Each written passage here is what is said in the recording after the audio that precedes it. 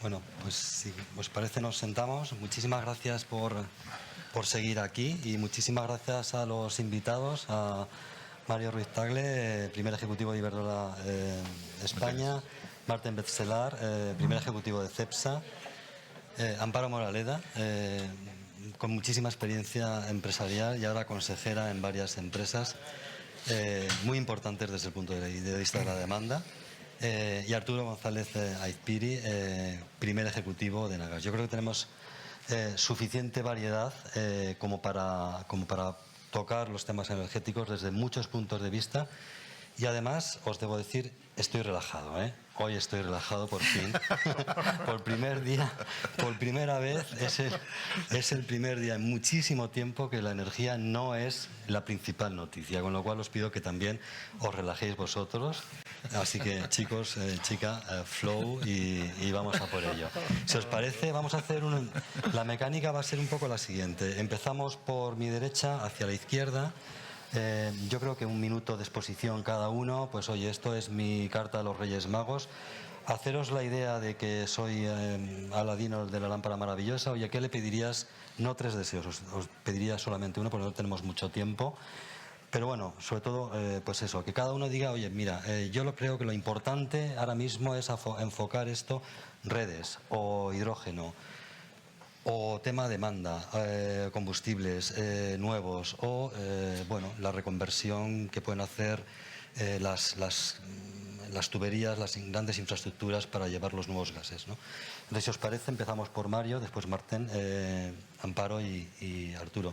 1 minuto, 1 minuto y medio cada uno. Y luego, si queréis, empezamos con un poco de debate, vale, ya un poco más flexible y viendo un poquito, centrando, porque si detecto que uno de los temas es lo más importante, pues nos centramos en ello, si os parece. ¿Vale? Bueno, muchísimas gracias, Miguel Ángel, y muchísimas gracias también a Expansión por la invitación.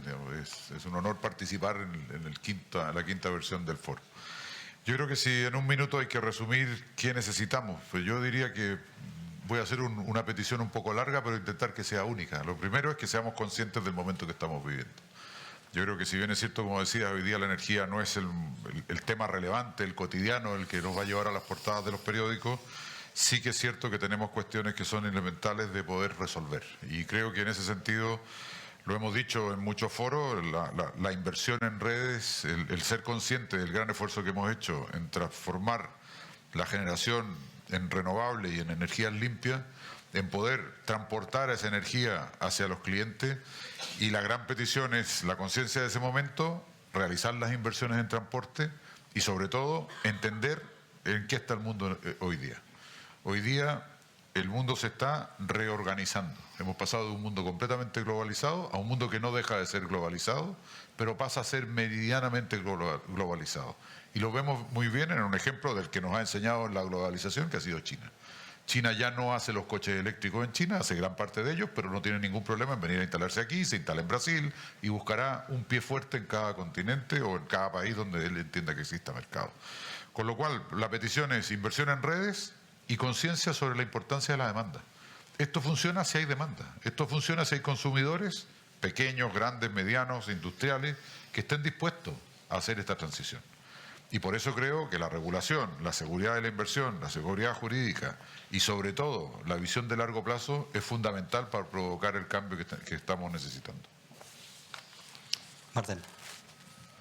Bien, dicen que la crisis energética ahora se ha pasado porque los precios se han normalizado. Pero creo que es importante reconocer que las 2 crisis fundamentales de energía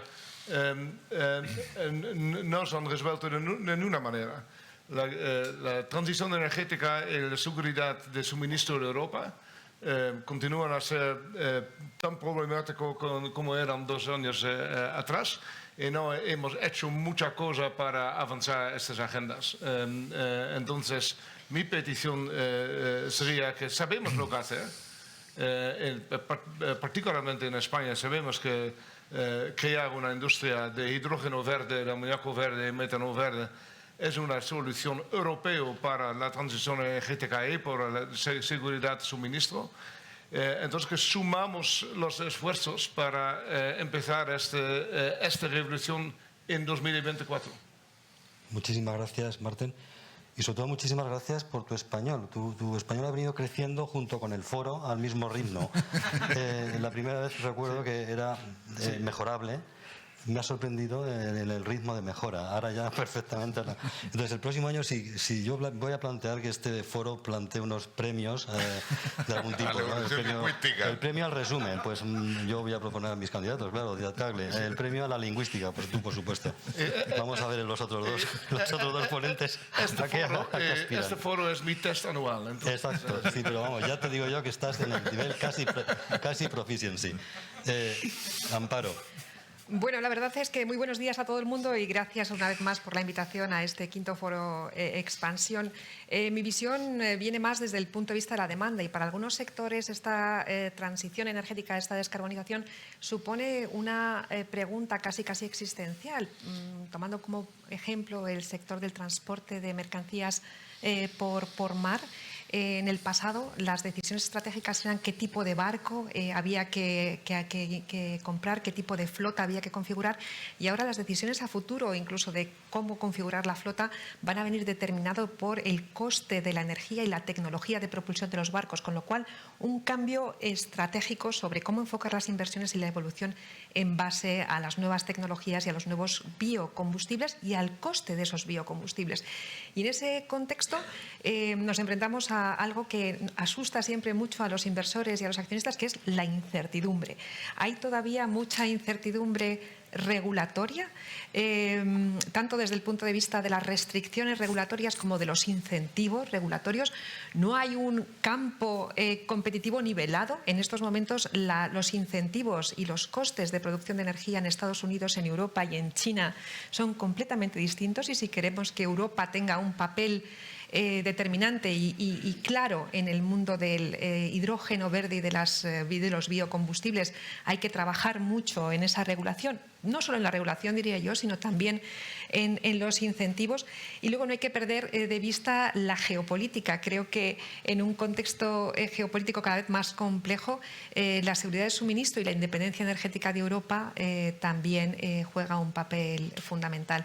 A mí me gustaría también destacar que en Estados Unidos el gobierno norteamericano puso en marcha el Inflation Reduction Act, que parece un plan económico orientado a reducir la inflación, pero sobre todo es un plan de impulso a la transformación energética, de impulso a la creación de hidrógeno y al desarrollo del hidrógeno azul y del gas natural licuado azul, que va a formar, yo creo que parte de la oferta de transición energética en Estados Unidos y creo que también en Europa. Y luego volveremos a ello porque hay muchos elementos que pueden incentivar o desincentivar ese mix energético para la industria.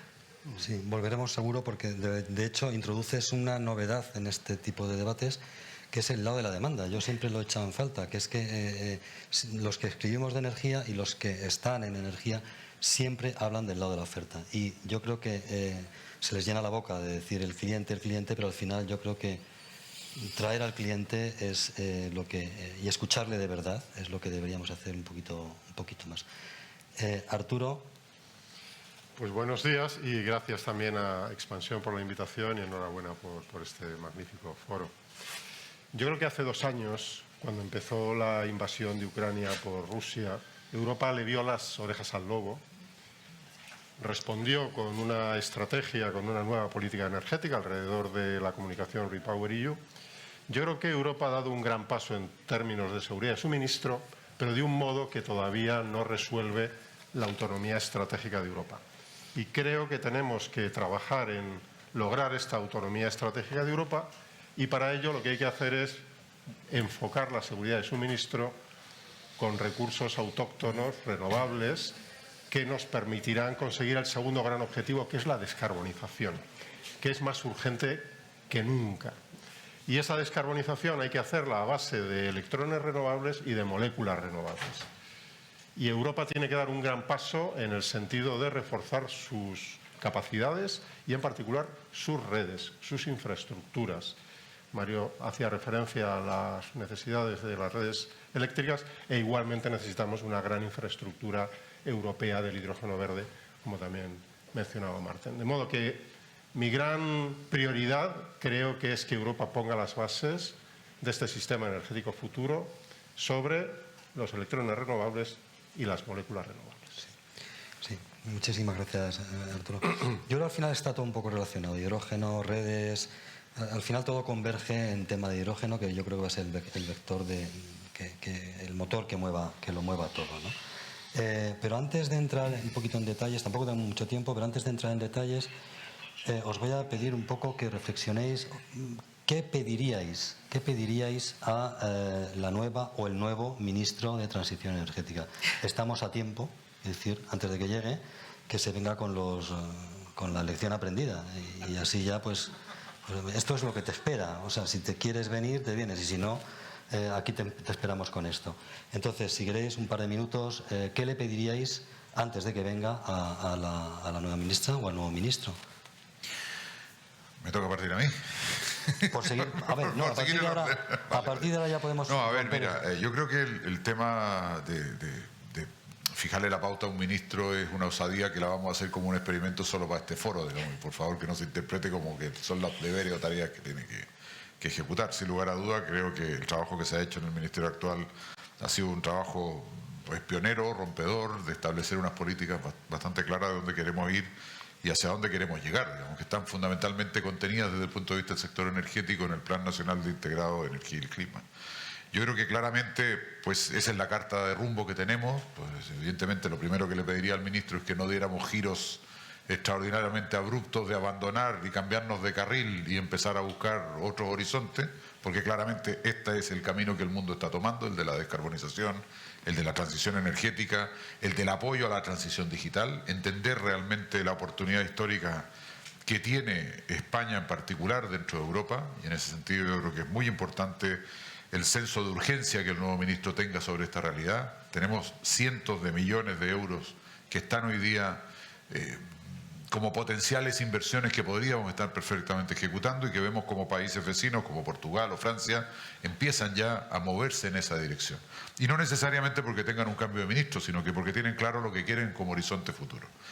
Yo creo que un tercer elemento claro es la implementación de la Comisión Nacional de la Energía. Eso creo que es un tema en que hay preocupación y también hay expectativas. Creo que el criterio y el censo con que se consiga configurar esta comisión desde el punto de vista de quiénes van a ser sus integrantes, pero también desde el punto de vista de cómo va a trabajar con las empresas. Y ayer creo que Su Majestad nos dejaba muy claro el camino, digamos. Aquí juntos vamos a conseguir resolver los conflictos y resolver las crisis. Lo que tenemos muy claro es que la crisis que nos acaba de mostrar y que hacíamos referencia recién a la invasión de Rusia en Ucrania, pues deja una lección en Europa. Hay que unirse, juntarse, aunar esfuerzos y conseguir soluciones en conjunto. Yo creo que el trabajo que tiene va a seguir siendo un trabajo, pues, complejo. Tenemos una gran oferta de energías renovables en que tenemos que ser promotores del incentivo de la demanda. Yo creo que el Ministerio tiene que cambiar, en mi visión, algunos paradigmas. La visión de transporte tiene que ser una visión de medio o largo plazo. La visión de la planificación de la red, tanto en la red que administra Arturo en Enagás como en las nuestras eléctricas, tienen que estar mucho más adecuadas al momento que estamos viviendo. Las empresas, la industria, los nuevos consumidores, el desarrollo de nuevas alternativas, tanto en electricidad verde como moléculas verdes, como electrones verdes, necesitan de más infraestructura de red. Ese va a ser el elemento que va a unir siempre a la oferta y a la demanda. Y hemos demostrado que somos capaces de evolucionar rápidamente en la oferta. Y de hecho hoy día, cuando vemos precios cero, no es porque otra razón que hay exceso de oferta y escasez de demanda. ¿Qué une esos dos elementos? Pues la red. ¿Y qué hay? Pues mucha gente esperando que se les den los accesos a esa red para poder instalar esa industria. Lo que no podemos es que venga un industrial y nos diga, mire, venga en el año 2027 que yo le voy a poner a usted la planificación de aquí a 5 años más o de aquí a 6 años más. Esa respuesta no sirve.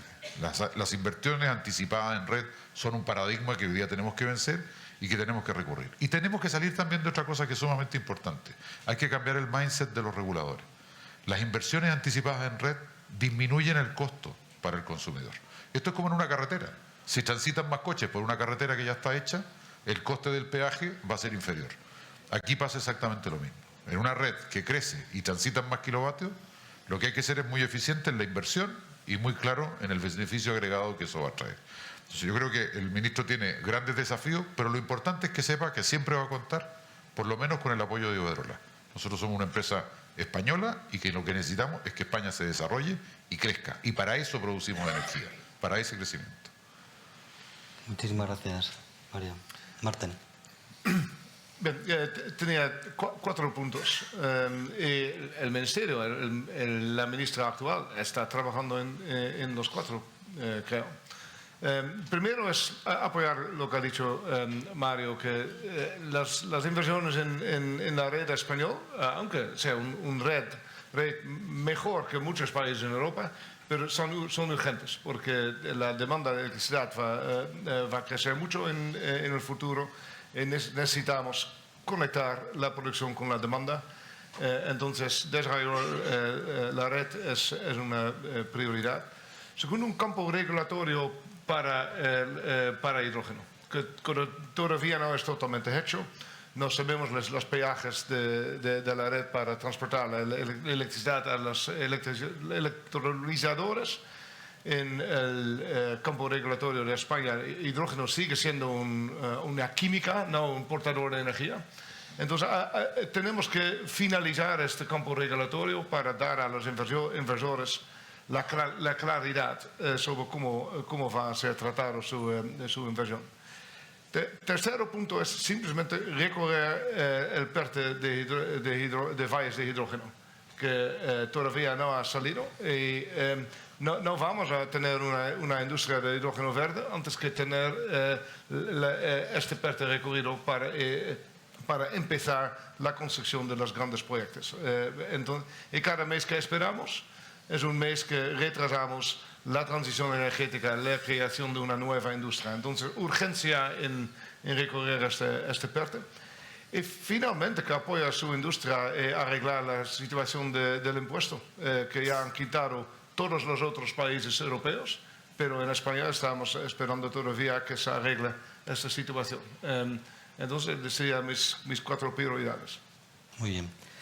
Amparo, de nuevo, por favor, desde el lado de la demanda. Sí, poco que añadir a lo que se ha dicho, porque al final la salud de las infraestructuras y el precio unitario de la energía acaba afectando de manera muy determinante a las elecciones de los clientes a la hora de elegir energía. 2 observaciones adicionales por mi parte, una desde mi gorro financiero, viendo además la necesidad que tenemos las entidades financieras, y aquí me pongo mi gorro CaixaBank, de descarbonizar nuestro balance para 2050. Hay 2 sectores. Hay un sector que pesa muchísimo en esas emisiones de CO2, que es el sector del real estate, del inmobiliario, tanto el residencial como el comercial. Representan el 20% aproximadamente de las emisiones de CO2 de España. Sin este Plan Nacional Energético y Clima para incentivar esa transición energética, esas mejoras energéticas, esas mejoras de eficiencia energética, ese acceso a la energía renovable, va a ser muy difícil descarbonizar nuestra economía, y ahí creo que tanto la regulación como las empresas energéticas tienen un papel muy importante que jugar. Y luego, a todo lo que se ha dicho hasta ahora, yo añadiría, además de una regulación clara a nivel nacional, una regulación clara a nivel europeo. Porque al final, en ausencia de un marco europeo regulatorio claro sobre hidrógeno y sobre otras moléculas, va a ser muy difícil optar por tecnologías a medio y largo plazo. Al final, las empresas no compran en el spot, no tienen que hacer planificaciones de medio y largo plazo con respecto a sus necesidades energéticas. Entonces, temas como, por ejemplo, si se van a utilizar curvas de 100 años o de 25 años para considerar el impacto energético de un determinado combustible. Ahora mismo se está diciendo, oye, el gas natural licuado se puede utilizar porque se están utilizando curvas de 100 años de impacto en lugar de 25. Bueno, si estamos diciendo que la emergencia climática es realmente una emergencia, nos vamos a proyectar a 100 años, proyectémonos a 25, pero claro, si te vas a 100, bueno, pues puedes estar abriendo una ventana de oportunidad para que el gas natural tenga un ámbito de utilización y de extensión que bloquee la entrada y el desarrollo de otras tecnologías y de otros biocombustibles, y te acabe definiendo también el marco competitivo y la oportunidad para otros actores. Entonces, ¿qué estamos haciendo las empresas que son muy energívoras? Al final, pues estás creándote opcionalidad, y en estos momentos pues estás intentando tener varias alternativas a tus fuentes de energía para no quedarte atrapado en ninguna de ellas. Y una vez más se ha comentado Estados Unidos, se ha comentado China. Ojo con China, porque está haciendo un desarrollo en el ámbito de los biocombustibles. China está ejecutando. O sea, decíamos antes que Europa planifica, Europa regula. Pero es que China está ejecutando a una velocidad enorme y está tomando posiciones en el ámbito de los biocombustibles realmente muy, muy significativas. Muchísimas gracias, Amparo. Arturo. Pues yo diría que la agenda española está claramente puesta de manifiesto, pues la versión definitiva del PNIEC, la creación de la Comisión Nacional de la Energía, la transposición del paquete de gas descarbonizado de hidrógeno, que yo creo que va a ser muy importante, el avance de la propuesta de infraestructura troncal de hidrógeno. Pero me gustaría también referirme, como decía Amparo, a la agenda europea. Yo creo que el Ministerio y la ministra tuvieron un papel clave durante la presidencia española, el segundo semestre del año pasado, en completar esta oleada de normativa hacia la descarbonización, pero ahora necesitamos una nueva agenda europea y yo creo que España y los nuevos responsables del Ministerio deben jugar un rol fundamental en definir esa agenda. Y yo creo que esa agenda nos la está marcando muy bien, por ejemplo, el informe Letta y este tipo de iniciativas de pensar en el futuro de Europa. El informe Letta nos dice que necesitamos actualizar el marco normativo en lo que me toca del gas natural, el GNL, los gases renovables, que necesitamos más infraestructuras energéticas, más redes eléctricas, necesitamos una red europea del hidrógeno, necesitamos, y es muy interesante, una infraestructura de transporte y almacenamiento de CO2, que es una molécula clave para la transición energética. Necesitamos más hidrógeno renovable pensando en los consumidores y en el transporte. Por ejemplo, el informe Letta habla del acceso estratégico del sector del ferrocarril o el sector marítimo al hidrógeno. Necesitamos más inversión y la Connecting Europe Facility necesita más fondos. Necesitamos inyectar recursos, como ha ocurrido, por ejemplo, en Estados Unidos, en el desarrollo de esta agenda. Y, por último, se refiere, que creo que es importante, a la diplomacia de la autonomía energética, que para nosotros es clave porque tenemos una política de vecindad que gira mucho alrededor de la energía. Ahí me gustaría enfocarme en eso. Bueno, yo creo que el diagnóstico está claro, ¿no?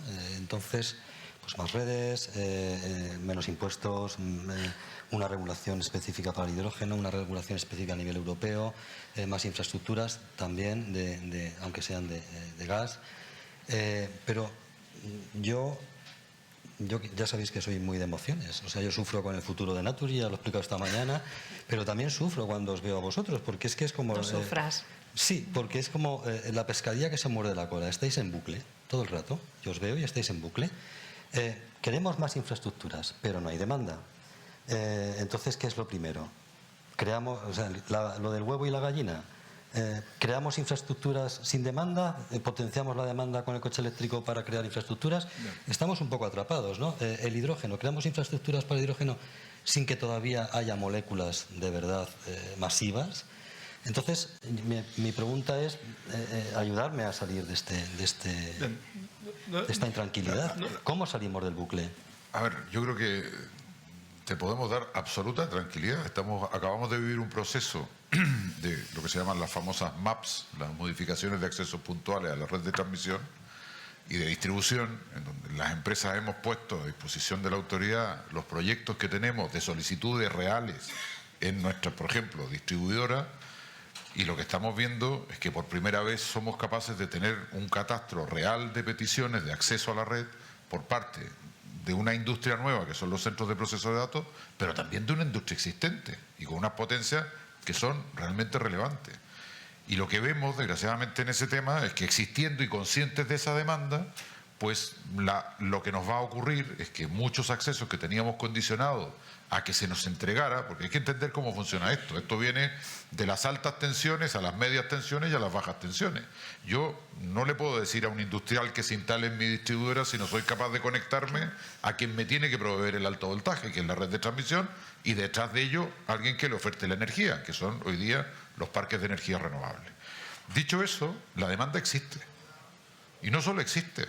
En todos los foros la demanda reclama claridad, demanda visión de largo plazo, demanda conexiones, y por eso la discusión de las redes, de la anticipación de la inversión, se convierte en una discusión. ¿Qué queremos hacer? que la demanda, en lugar de tener que esperar 5 años para conectarse a una red esencial, por ejemplo, como la distribución, o como bien manifiesta Arturo, una red de distribución de gases renovables, pues que tenga un acceso como lo tiene el acceso a otros servicios. Cuando va a un banco a pedir un préstamo, se demora lo que se demora en conseguir un préstamo y no se demora el tiempo que se demora en construir la casa, o el doble de lo que se demora en construir la casa. Lo decía muy bien Martín recién. Nosotros tenemos aprobado desde septiembre del año 22 unas ayudas de IPCI que son otorgadas en Europa y se tienen que ejecutar en España. La mayoría de los países europeos ya las tienen asignadas y nosotros todavía estamos esperando. Los fabricantes y la cadena de valor que la transición crea, y esa también es demanda, pues no tracciona con anuncios de ayudas, tracciona con lo que está haciendo China, ejecución de obra, ejecución de proyectos. La electrificación en China está avanzando a razón de 1% por año. Van a llegar al 35% de su demanda en el año 2035. El año 2035 está aquí a la vuelta de la esquina. Cuando volvamos a Madrid ya estamos más cerca del 2035. Entonces, tenemos que ser conscientes del momento que estamos viviendo. La demanda existe. La transición digital va a generar volúmenes de demanda de energía enormes y se va a producir en el mundo. Lo que queremos es que se produzca en España. Y para eso lo que hay que hacer es tener infraestructura y darles acceso. No puede ser que la industria esté, y yo lo he dicho en algún otro foro, mendigando, recorriendo y suplicando por los actores del sector. Los que tienen la oferta, los que tienen el transporte y los que tienen la distribución. No tiene sentido. El país necesita que esa demanda se consolide en riqueza y en crecimiento. Martín. Bien, una situación así, donde es chicken and egg, ¿no? Demanda y oferta, ¿quién va primero? Es importante que los líderes toman liderazgo. Nosotros queremos ser líderes en la transición energética, entonces estamos totalmente dispuestos a crear oferta, esperando que la demanda va a estar ahí cuando las plantas sean hechas. Las únicas cosas que demandamos es las subvenciones y la regulación, que sean bien hechos, y después invertimos. También porque creamos en esa transición energética, que estamos instalando cargadores súper rápidos en España, y la venta de coches eléctricos en España es 5% del total, es nada. No es una actividad que hoy me trae beneficio, pero confío que en 5 o 10 años, tomando ese liderazgo, voy a tener un negocio rentable. El hidrógeno, yo voy a construir y producir, y si nadie me lo compra, lo pongo en mi refinería y voy a utilizarlo yo mismo. Entonces, también es una cosa donde si podemos todo el mundo esperar uno del otro, y no va a pasar nada. Creo que los líderes tienen que ir enfrente, crear este suministro de energía verde, como ha hecho Iberdrola, como nosotros queremos hacer. En la parte de demanda también existe este liderazgo. Trabajamos con Maersk, que es una empresa que ya está demandando metano verde. Y es más caro que fuel, pero sí lo demandan. Hay líderes como Yara. Entonces, es buscar los que quieren liderar para empezar, y luego después va a crecer esta industria. Muchísimas gracias. Amparo, Sí. Mario mencionaba, perdona que te interrumpa. Mario mencionaba una cosa de pasada, que era el tema de los centros de datos, y tal.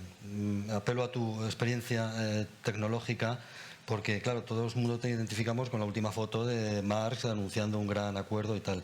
Pero sí que me gustaría que profundizaras un poquito también en qué es lo que están pidiendo los centros de datos ahora mismo para poderse venir a España. Déjame simplemente, respondo a tu pregunta, pero sin perder el hilo de lo que se acaba de comentar. Decir que desde el punto de vista de la demanda está ahí porque entendemos, las grandes empresas consumidoras de energía, sector aeroespacial, aviación comercial, transporte de mercancías por mar, que descarbonizar el sector representa nuestra licencia para operar. Sabemos que si no descarbonizamos no vamos a poder operar a medio o largo plazo. Por lo tanto, estamos buscando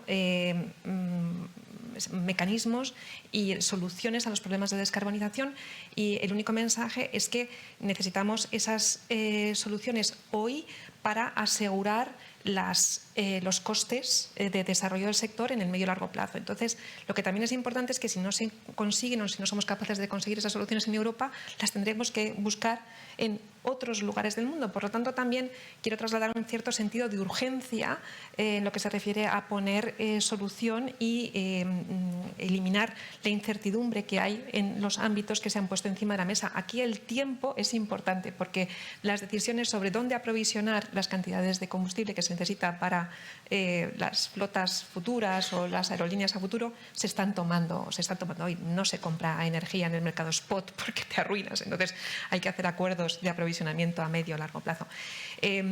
A tu pregunta, vamos a ver, la tecnología y la energía, la verdad es que están en el centro de la transformación de todas las industrias y de casi todos los sectores de actividad. Y lo que tiene de particular la inteligencia artificial es que es tremendamente intensiva en el consumo de energía. Los últimos chips que ha anunciado Nvidia son pequeños hornos que necesitan tanto energía para su funcionamiento como energía masiva para su refrigeración. Y bueno, te paso la palabra si quieres, porque tú tenías datos de proyecciones de incremento de consumo de energía en Estados Unidos en torno a estos megacentros de proceso de datos, pero si queremos desarrollar esa infraestructura tecnológica y queremos explotar de forma eficiente esa infraestructura tecnológica y queremos hacerla accesible a un número importante de personas, tendremos que seguir bajando y eficientando los precios de energía. El cuello de botella para el desarrollo de las grandes infraestructuras de cloud y del acceso, la difusión de la energía artificial va a tener en cierta medida un elemento de coste muy importante asociado al gasto energético. Arturo. Pues hago un comentario sobre este pie que me da Amparo y luego contesto sobre la demanda que mencionabas, Miguel Ángel.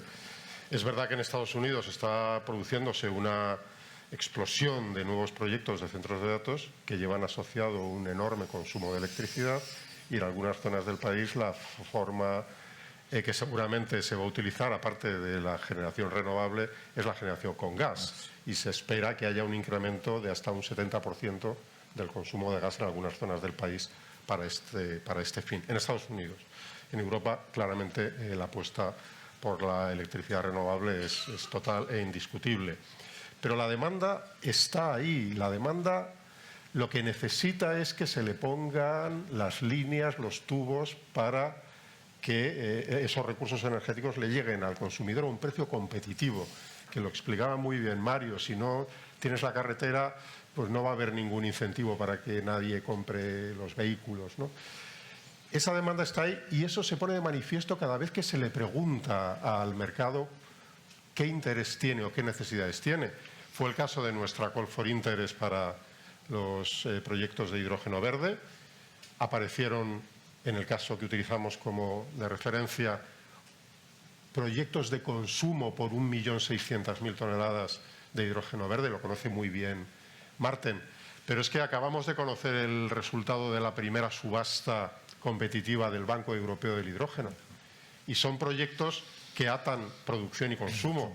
Se han presentado 132 proyectos, por cierto, de ellos 46 en España. 2/3 partes para consumo industrial, 1/3 parte de todos esos proyectos para movilidad.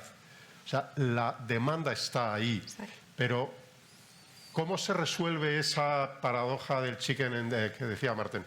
Pues necesariamente poniendo la infraestructura, porque es lo que va a permitir que esa demanda realmente aflore y que ese mercado realmente exista.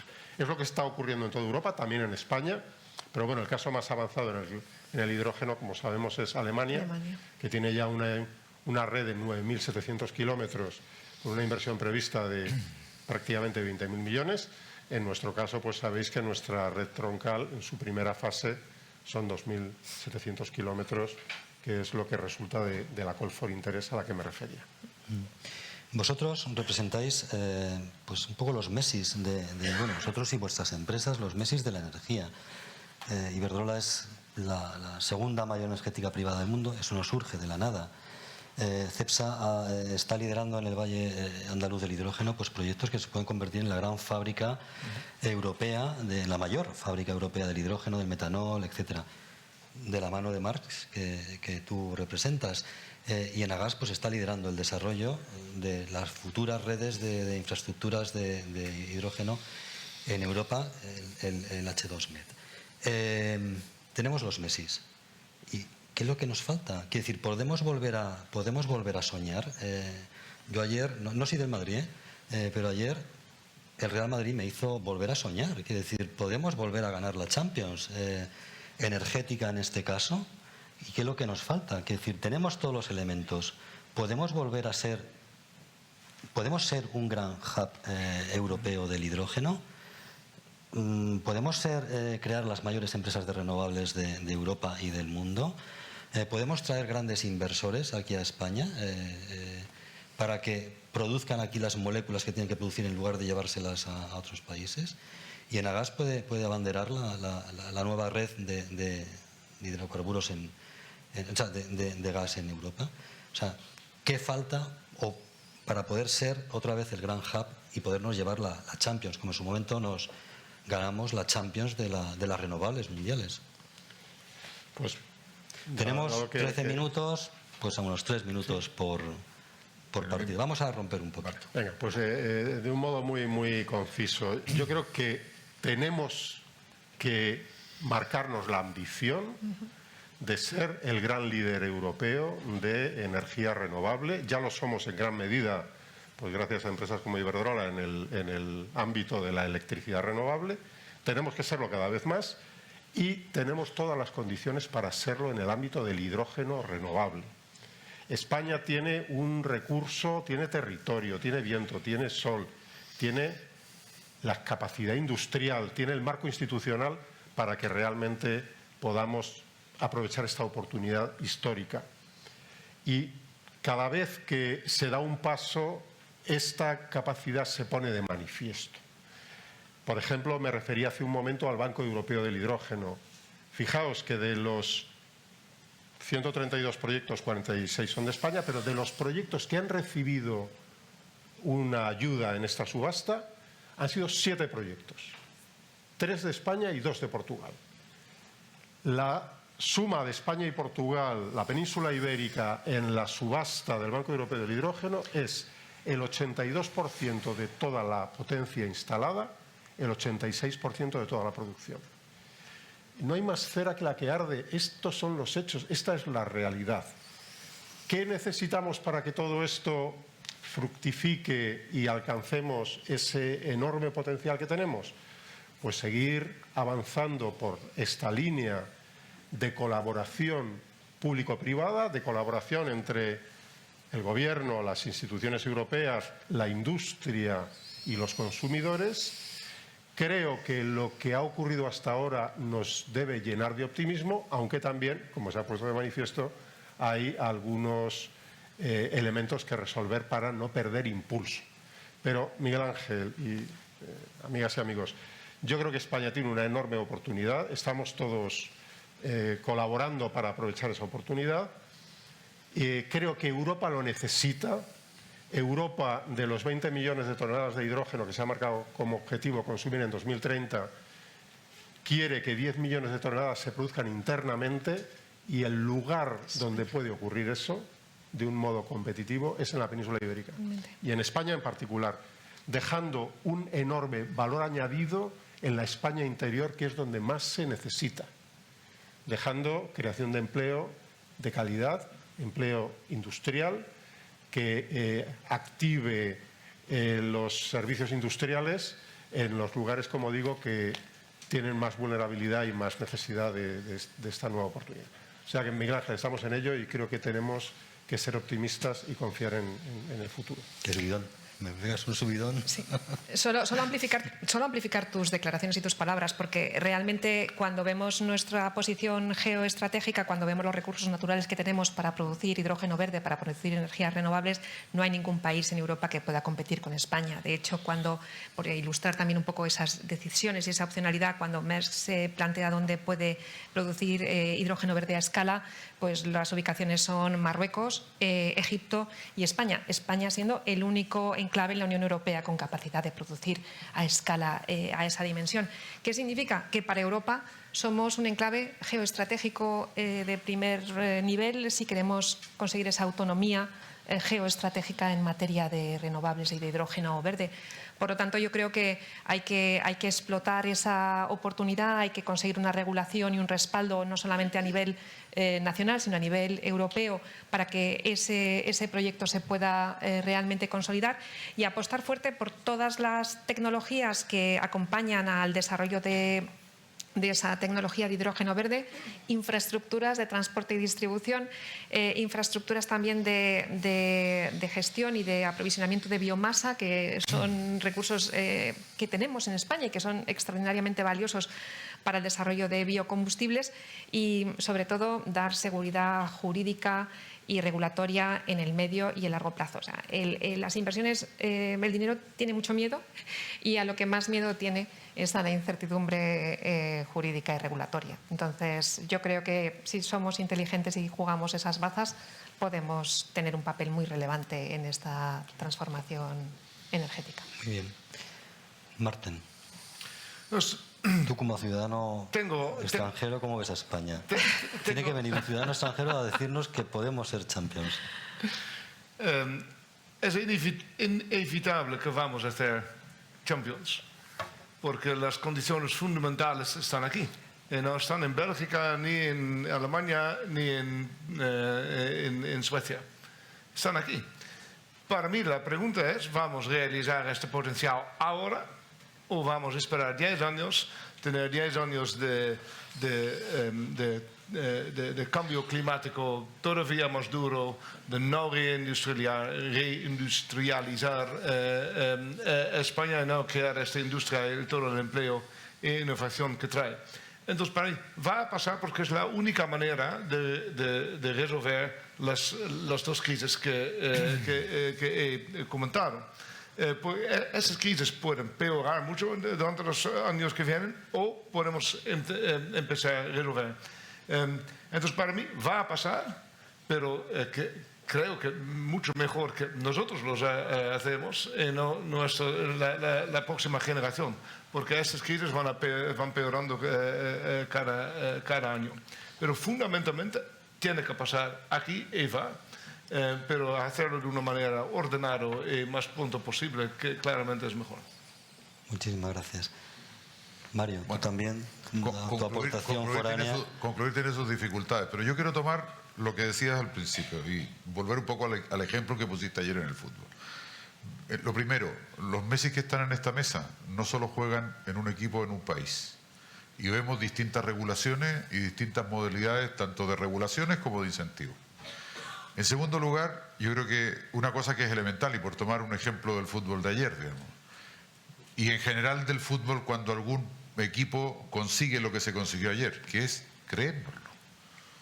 O sea, a los 85 minutos, después de correr 85 minutos de un estadio que te grita, a lo mejor lo que te dan ganas es de que esto se acabe luego, me ducho y ya viene el sábado, me van a entregar la Copa del Campeonato Nacional y me desentiendo. ¿Qué es lo que quiero decir? Que hay actores comprometidos. No todos los países tienen el capital que tiene hoy día España, de empresas que están clara y definitivamente comprometidas con este proceso de transición. Entonces, cuando nos lo creemos, cuando tenemos actores que son capaces, cuando tenemos condiciones, lo decía muy bien Arturo recién, aprovechemos el viento, el agua, el sol que tenemos, pero para industrializar España. Creamos que es posible que la cadena de valor de lo que estamos conversando y de que España consiga crear por primera vez en su historia un combustible 100% renovable, que en su proceso de combustión genera 0 emisiones, como es el hidrógeno verde, producido con energías limpias y renovables, en que no tengamos que depender, como nos decían hoy día en la mañana, de las famosas pantallas de forward y de depender de la geopolítica y de la geoestrategia. Eso es lo que va a dar estabilidad de precio, visión de largo plazo, para que, como nos decía recién Amparo, la demanda, el consumidor, tenga, y hay que decirlo con mucha honestidad, el coraje, pero también la tranquilidad de que cuando decida transitar y decida hacer, nosotros hemos iniciado ahora una campaña publicitaria con unos pingüinos que lo dejan muy claro, hay una altura que demuestra el esfuerzo y que demuestra la condición que hay que tener para ser pionero. El que como Maersk, por ejemplo, o compañías aéreas que empiecen a usar los combustibles sintéticos SAF, van a dar sin lugar a duda un paso adelante, y es necesario. ¿Qué necesitamos? Creérnoslo. La infraestructura es mejorable. Es que estamos hablando de mejorar, no estamos hablando de construir. Es que China, cuando empezó a desarrollarse, empezó a generar infraestructuras para crear demanda. Nosotros necesitamos la infraestructura para consolidar esa demanda. Se nos va a instalar en Francia o en Portugal. Y nosotros vamos a ser productores de materia prima. Yo creo que lo que España tiene que claramente decidir es ser la gran industria verde de Europa, desde el punto de vista de la generación de energía, desde el punto de vista de la generación de los combustibles renovables y desde el punto de vista de la creación de cadena de valor, que es donde realmente está lo que le va a permitir crecer y desarrollarse para poder mirar este estado de bienestar con visión de largo plazo. Los servicios a 1.000 euros no pagan las pensiones que nosotros vamos a esperar recibir. Eso yo creo que lo tenemos todos claro.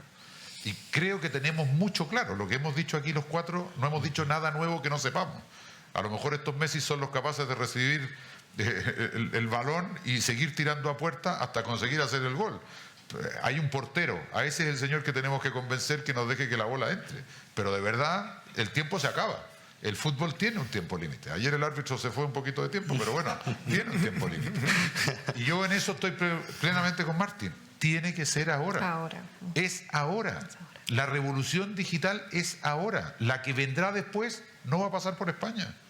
Entonces, no nos convirtamos en países autoproductores de materias primas sin la posibilidad de industrializarlas en España. Ese es, creo que es la gran angustia, el gran deseo, el gran anhelo que hoy día la industria tiene. Pero quiero dejar claro una cosa: empresas comprometidas con este proyecto. Eso es muy importante. Pues muchísimas gracias. Nos han quedado 2 minutos. Si alguno tiene una necesidad ardiente de decir algo antes de irnos, pues lo puede decir, ¿eh? Tenemos 2 minutos y si no, pues cierro yo. Te lo regalamos a ti para que preguntes lo que quieras.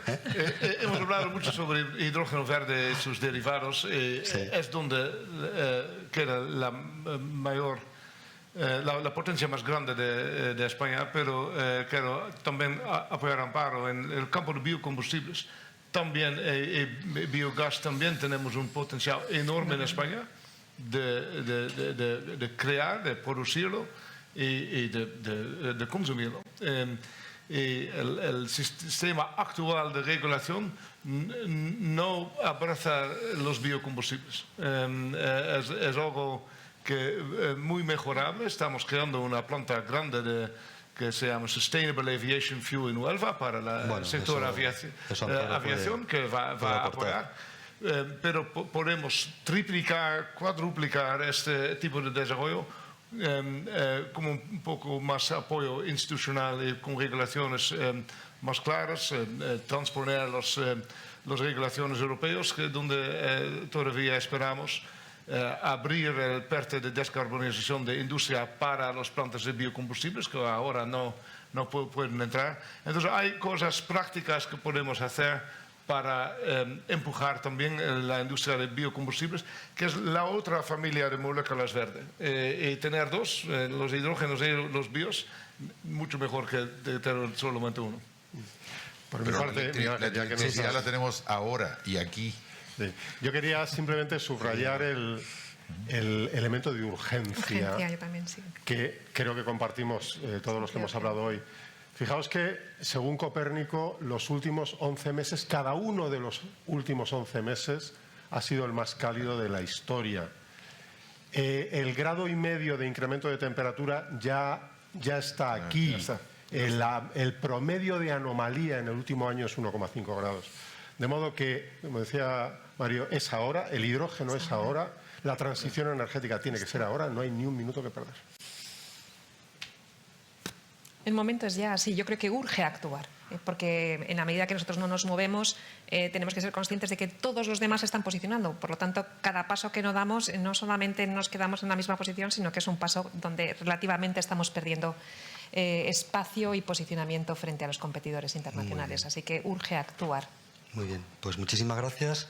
Urge acabar. Urgencia. También urge acabar, porque yo voy a Acabar en optar tiempo al es un premio buen de la árbitro. puntualidad el año que viene 0, 0, 0, 0. Este árbitro sí, pues. Gracias, ha sido muy bien.